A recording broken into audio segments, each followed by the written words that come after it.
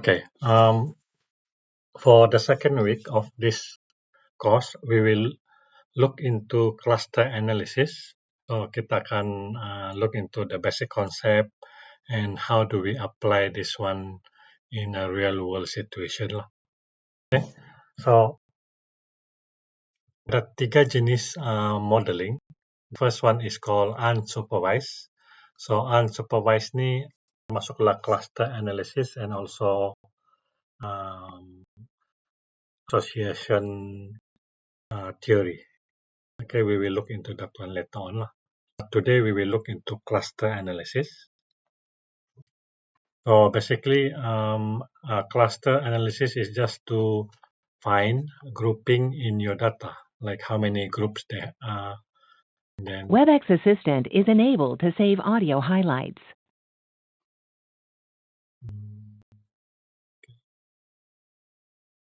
okay, finding groups of data. So in this session, you will learn the way clustering tasks differ from the classification, how they are different from the classification, because in the previous lecture, we described classification as a task to classify whether particular item belong to A or B, so on classification. Tapi for the clustering, we just look into how many grouping we have, how many cluster we have. So when we apply the clustering tools, they will cluster our data automatically depending on how many cluster we need. Contohnya 3 cluster or 5 cluster or 10 cluster. So method yang kita gunakan tu dipanggil k-means. K-means referring to how many. Let me open here. Okay, k-means here. So meaning that the k here referring to k number of cluster. Okay, means we here is looking at the average distance to the center of the cluster. So setiap cluster tu is defined by the centroid, the titik pusat tu, and then how far member from the cluster from the center of the cluster. So means the centroid. Okay, so that's why they call it k-means. K refer to number of cluster, and means refer to the average distance for all the member belong to the cluster to the center of the cluster. So you will also learn how to apply clustering to the real world tasks. So we will look into this one later on. So there are two parts here. The first part is we learn the theory background of clustering, and then the second part we'll do tomorrow. We'll do tomorrow on how do we use the tool to cluster our data.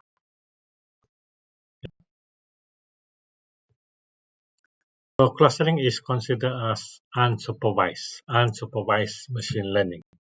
We call it unsupervised because we do not have any reference, any label that we can guide. We can use as guidance to arrange our data.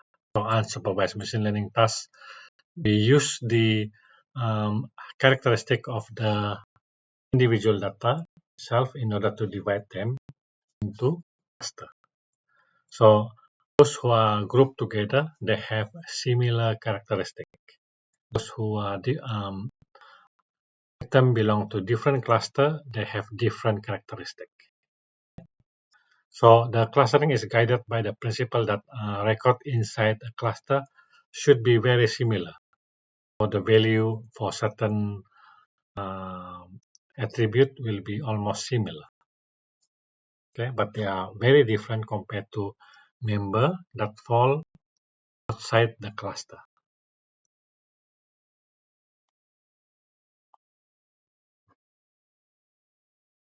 Okay. So what kind of application that we can use? For example, we can perform customer segmentation. into groups or cluster based on demography or based on the buying pattern. So by having this, we can promote our product easily. So depending on your purchasing history, they can group you with the same customer that have similar buying pattern, and then they can promote the same item. So the second one is that when we able to perform clustering, so there may be one or two item that fall outside the cluster. So that one will become what we call it outlier or abnormal data. So can use clustering to detect anomalous behavior such as unauthorized intrusion into computer network. This is normally we look at the traffic of the network. So if there is very high traffic, that means someone is trying to penetrate the network. Okay. The third one is simplifying extremely large data set by grouping large number of features with similar value into a much smaller number of homogeneous categories. Which means that if you have 10 attribute or 10 column that describe individual record, we can perform clustering, and based on the ID of the cluster, we can group them into one cluster. So it means that for the 10 attribute that we have, we can only refer to the cluster ID to show that some item belong to the same cluster. That is some of the example of the application of clustering method. So our task is we want to perform cluster if you do not have any label or if you do not have any classification label.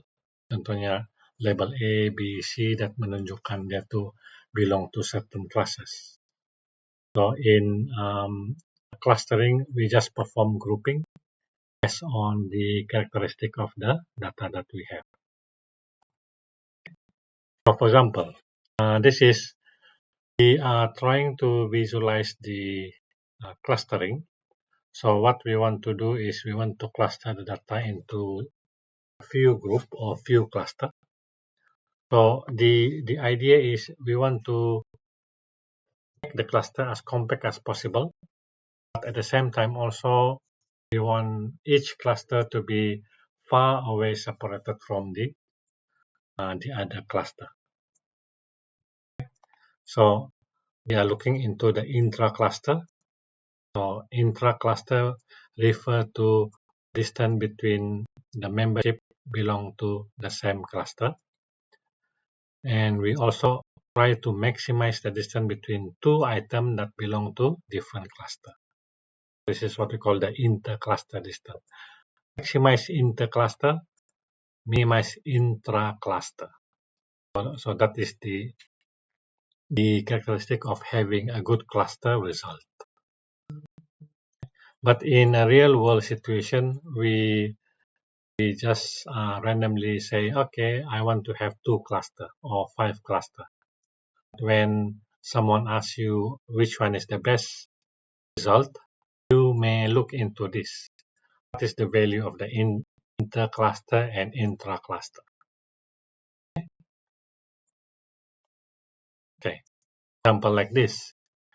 The diagram on your left-hand side provide a better cluster result because they are more compact. You can see the cluster group itself. But when you look at the diagram on your right-hand side, the cluster group is not very obvious because the compactness of the cluster is not good and they are located nearer to each other.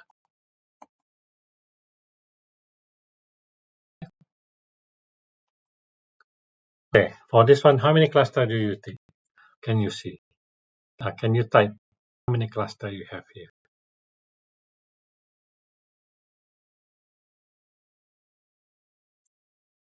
Is it two, doctor? Okay, 2. The rest?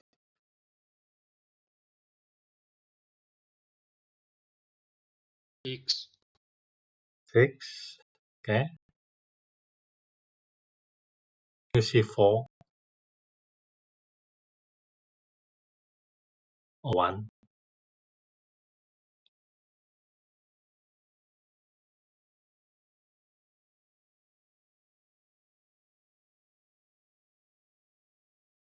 Okay.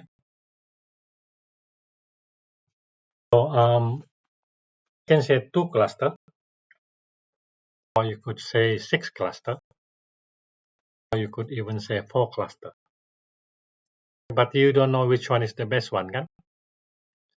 So how do you determine which one is the best one? So what we can do is we can go back to the here, which is if we able to compute the distance, the compactness of the cluster, and also how far they are separated, then we can compare. Okay, so for this 2, 6, and 4, we can individually compute the compactness of the cluster and also how far they are separated. The average distance between the cluster and also the average compactness of the cluster that we have. Okay. Okay. We have 2 types of clustering. The first one is called partitional clustering. So this is an overlapping cluster in which one member belong to one cluster only. So partitional clustering, they divide your data into, so this is what we call partitional. So each member belong to one cluster only. We partition the data in such a way that it will form a cluster, several clusters. Okay, and the other one is called hierarchical clustering. So this one is a set of nested cluster organized as hierarchical tree. So basically, you start from many cluster and then you combine a few cluster to become one cluster, so that you have a tree form of clustering. So for example, this is the partitional clustering. Okay. So your initial data is here. Then when you perform the partitional clustering, you will have a non-overlapping cluster, meaning that one member belong to one cluster only. This is what we call the hierarchical clustering. So depending on how you look at that one, so like this one, P3 belong to this 2 membership cluster or 3 membership cluster. So meaning that your P3 here is this one. So if we cut the 3 here, that means we have 2 cluster. Let me erase that one.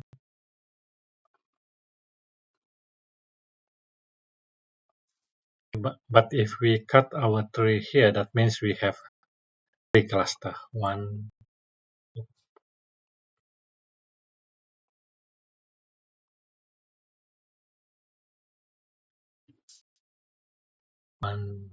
2, and 3. So this is they call it hierarchical because we form the cluster by combining the nearest item that we have. So for example, this one is combined first, then this one, and then after that, this cluster will be combined here and so on. Okay, so when you look from the top, it looks like this. So this one we have overlapping cluster.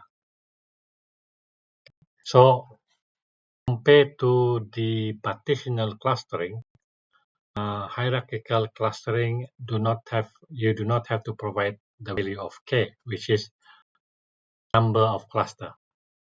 Keep merging them until you see one cluster here. So whenever you want to have a group of 3, so you just cut across the hierarchical diagram.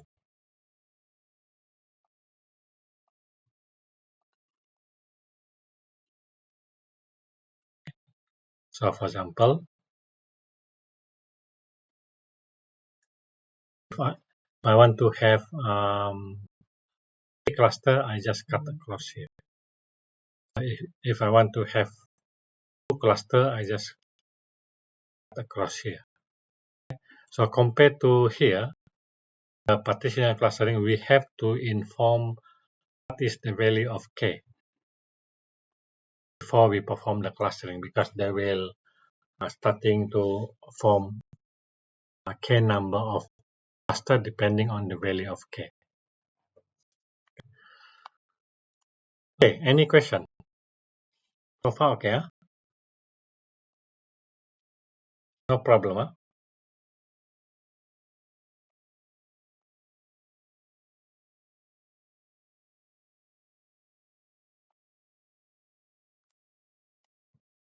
So let's take a look at the first one, the partitional clustering.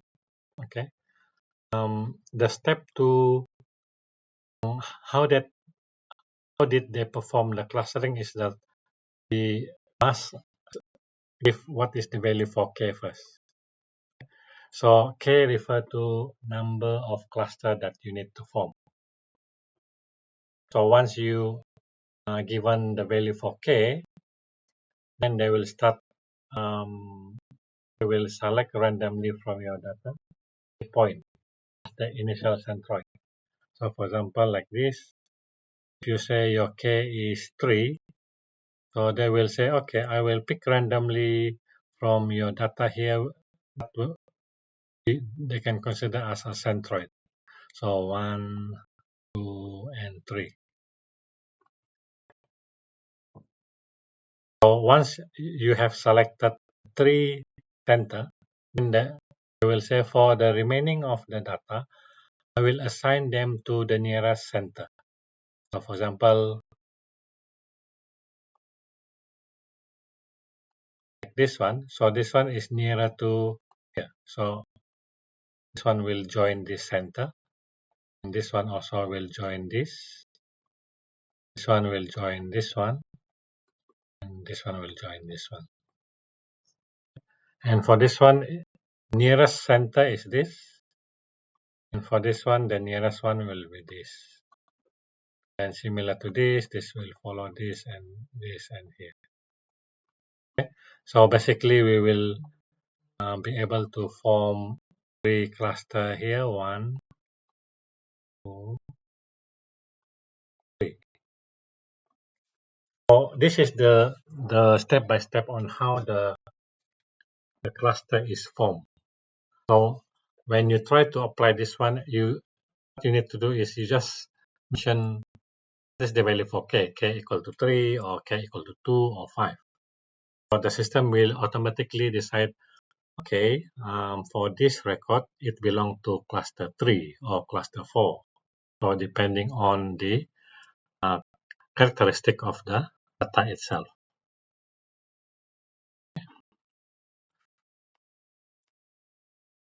So when we are here, we are looking at k. So we will repeat this one. We form k cluster by assigning all points to the closest center. So that's what we did just now. For each of the remaining item that we have, we assign to the closest center. Then once you are assigning all the points, then you recompute the centroid. So you repeat again. So when we perform this, when we form the cluster, of course the center will move a bit here, or the center will be here, or the center will be here. The new center. So once we computed the new center, then we can have all the other item to be assigned to the closest center again. Okay, let me show you the illustration here. So for example, like this is the original point that we have. We could have the optimal clustering here, or we could have the suboptimal clustering over here. Okay, not very good lah. So the output of your result will be highly depends on where you select the center of the initial center of your cluster. Okay, for example, like this. So the first iteration, pick my center here. 1, 2, and 3. Okay, so the remaining of the item will be assigned to the closest one. But then once I have formed this cluster, of course my center might change to here for the yellow one, or the red one is here, or the blue one is here. So we will repeat this one a few times. So if we show you the iteration, let me erase this one first. So if we show you the iteration, okay, the center will be updated once you form the cluster. It goes away from this. So initially we pick the center to be here, then we make the cluster, then we move them, update the center again. Okay, so we move to the center of the cluster. It will slowly go to the right position. Okay, so but in your application, you don't have to write the whole coding for this. You just have to apply. So you just mention only, okay, I can see 3 groups here, so I want to have 3 grouping. When you have your data also, you will not be able to see or visualize how your data looks like on a 2D or in the 3D, depending on the number of attributes you have. So you just randomly say, okay, I want to have 3 cluster. I want to form 3 cluster, 5 cluster. So the reason why I want to cluster them, because I want to simplify my data. Okay?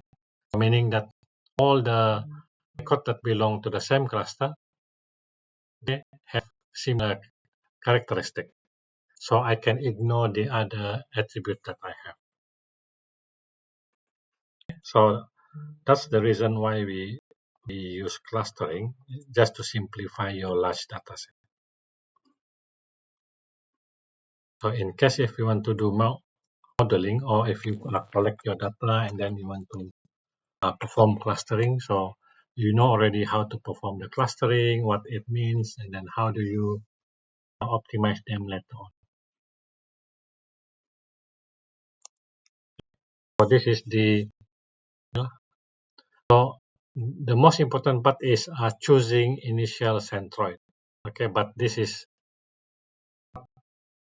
we cannot control, because the center is all the center are selected randomly.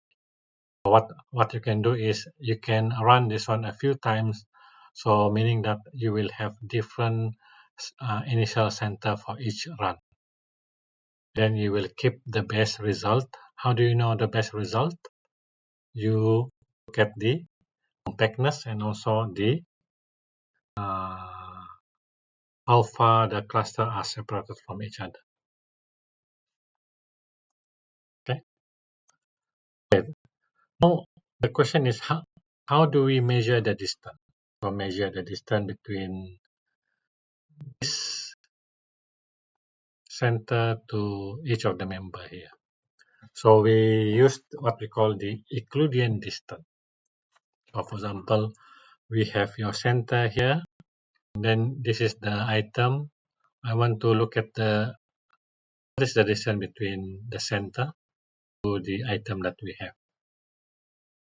So we call it Euclidean distance, in which we take the differences between the x and y and take the square here because we want to remove the negative value similar to here. Then we add up them together and take the square root. Okay, so this is the formula that we have. So this is only for two attributes. We may have 3, 4, 5. So we just add up here. So if you have z again, z2 minus z1. This is if you have 3 variable. If you have 4 variable, then you have add again. So this is the formula that we use in order to compute the distance between two points in your data. Okay, let me give you another example here. Okay, we look at the analogy of document or textbook or text document. So sometimes when we read a paper, we can cluster them depending on the content of the textbook or content of the essay or content of the document. So each of the document that we have the word that we have. So this is text number 1, text number 2, 3, and 4. And the number here referring to how many times that text exists in this document. So given the value here, so we want to have two clusters, meaning that we want to form two groups of document. So the method will pick the center randomly. Okay. So now if I want to find the distance between document 1 to first center, so what I need to do is I need to take the difference and take the square, and then take the difference again for the second term. This is the third term, and this is the term. Okay, I take the differences and then take the square and add up all together, and then I take the square root because of this formula. Okay, we have the square root here formula. And this is the value. So this is the value, this is the value that I have, and this is the distance between document 1 and 3. Okay. So I will repeat again for document 1 to the center. So the value is 5.1. So since document 1 is nearer to document 3, so I will assign these two to be in one cluster. Okay, boleh faham? So I will repeat again for document 2. Okay, now the distance between document 2 and 1 will be 1.73, and the distance between document 2 to 6 will be 8.06.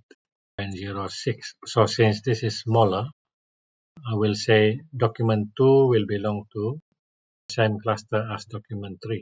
So we will have this. So we repeat the same for document 4. For document 4 to document 1, we have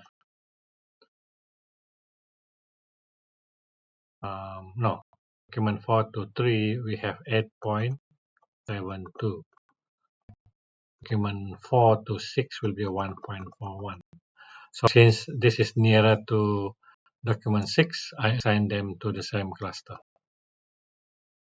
Okay, we repeat for 5. 5 belongs to document 1, and then lastly, document 7. So at the end of the iteration, we have two clusters here.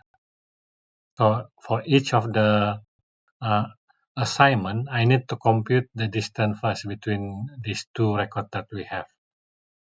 and can perform the cluster. So these are the grouping that we have. So cluster 1, we have document 1, 2, 3, 5, and 7. And cluster 2, we have document 4 and 6. Okay. So once we form the new cluster here, so we can compute the new center here. So the new center can be computed by taking the average of all the term that we have here. So for example, like this, I will take the average of all of this plus this, and plus this. So I will get 13 divided by 5. And this is my value. So this is my new center. Okay, so the new center will be used to perform the clustering again.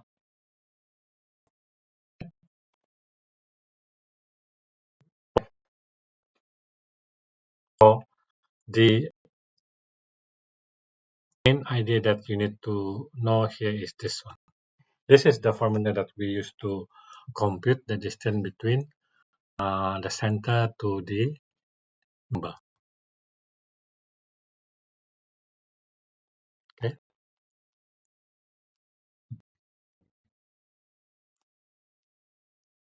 Okay. So just now we mentioned about the number of cluster. So which number of cluster is the best one? So I also mentioned that we can look into the compactness of the cluster. So this is one of the benchmarking that we use. We call it the sum of square error. The sum of square error, they measure for all the cluster that you have. They measure the compactness of all the cluster that we have by computing the distance between the centroid of the cluster to the member of your cluster here. So we call it the SE. So how do we use that one? Okay. So for example, we have 3 cluster here. Okay, 3 cluster here. So you ask to compute the sum of square for this cluster. How do you perform that one? So the first thing that you need to do is you need to find the center of the cluster. Okay, so how do you find the center of this? You just take the average of value of each that we have. So for this one, we have the center for this is your K1, this is your K2, and this is your K3. And this is the center. So how do I get this? I take the average of all this for each of the cluster that I have. Okay, and this is your value here. I take the average.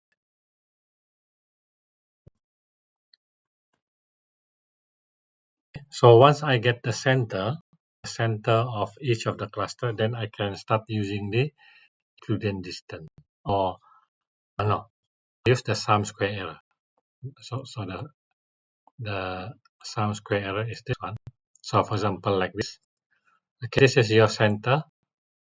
Okay, how do I compute the center? I take the average of each term that I have here.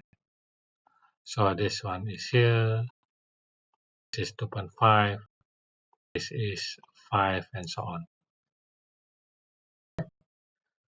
Okay, so for the sum square error, so basically, I want to find the distance between this document 1 to the center. So I take the difference between K and 2.5, I get 2.5 here. And then 4 and 2.5, I have 1.5. 5 and 5, 0, 1 and 1.5 is 0.5, 5 and 5, 3 and 3. So the total distance of all member for cluster 1 will be this. Okay, you repeat again for distance of document 2 to the center.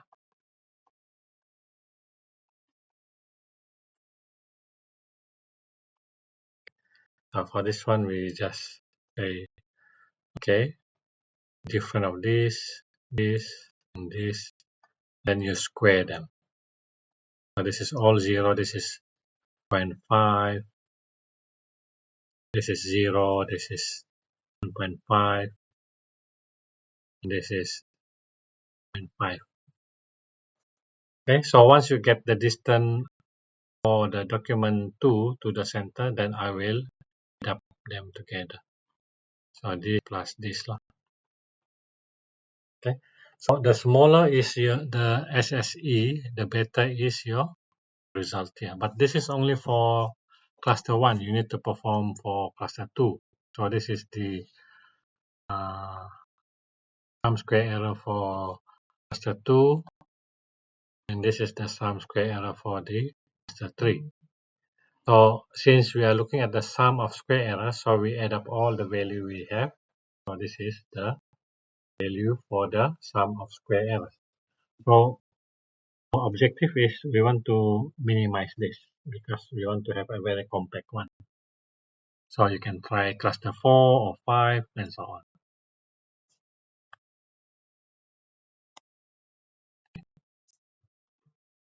Okay, let me show you another example.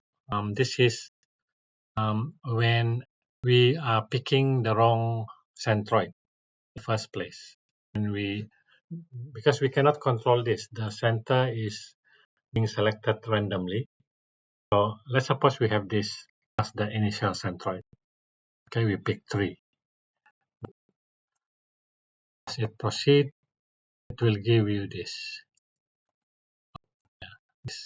So that is the final result that we have, which is not so optimal. So you could have and you could end up having different cluster result. So that's why you have to perform this one a few times. Then you compute the sum square error to know which one is the best one.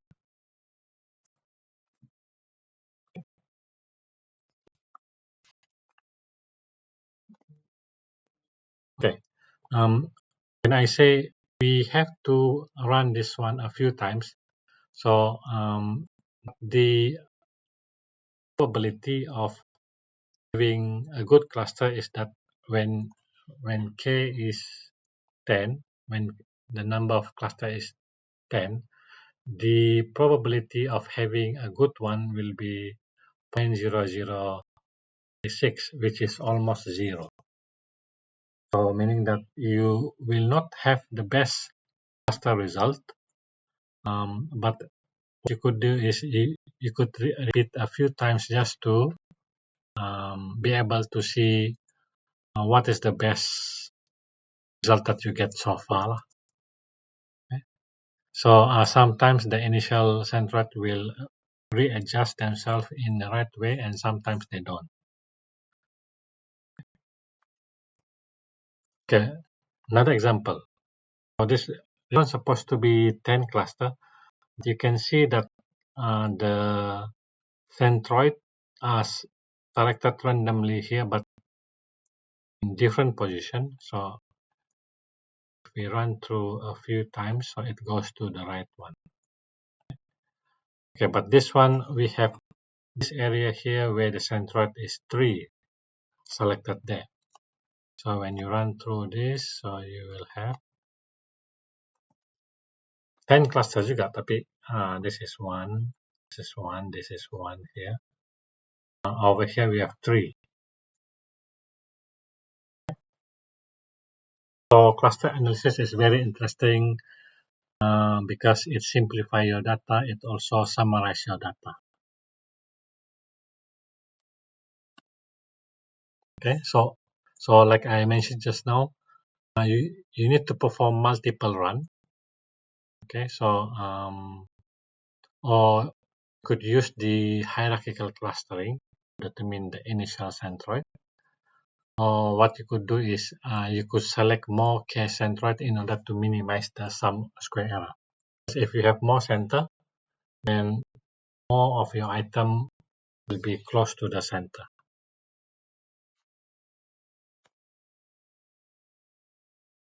Okay, this one. Okay, some of the limitation of k-means. Okay, k-means has problem when cluster are of different sizes, different density, or non-globular shape, meaning that they are not in grouping round shape. Okay? So k-means has problem when the data contain outlier, for example, different sizes. For example, like this, we can see 3 clusters. They are in different sizes. So to perform the clustering, you will get this.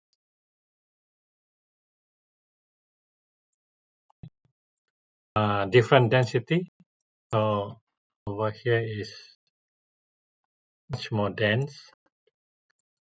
So the output of your cluster may look like this.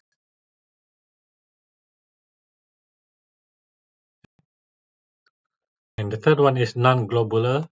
So this is non-globular. Okay, so when you perform the clustering, you get this. Okay, so how do you solve this? How do you solve the non-globular, or the different sizes or different density? So what we can do is we can increase the number of clusters. So for example, like this, we use many clusters to represent our data. So similar to this, with different density, and similar to this, non-globular data. So the solution is having more cluster is better, not too many. Okay, so we do not want to have so many cluster. They say that the best number of cluster will be the square root of number of data you have. So if you have 100 data, the number of cluster will be square root of 100. You get. If you have 49 data, so the number of square will be, and the number of cluster will be 7. So that is the best practice.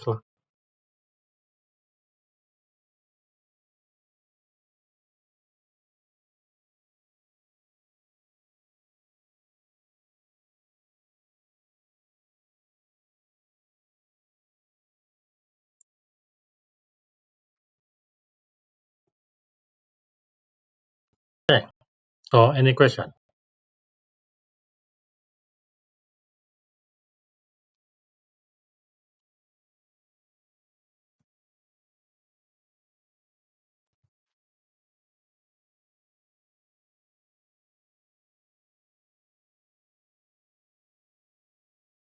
Okay, if you don't have any question, we take a break first.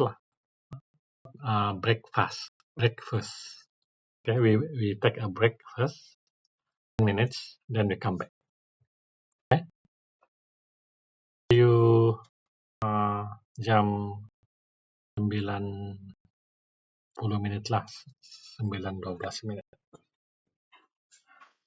Let me stop then.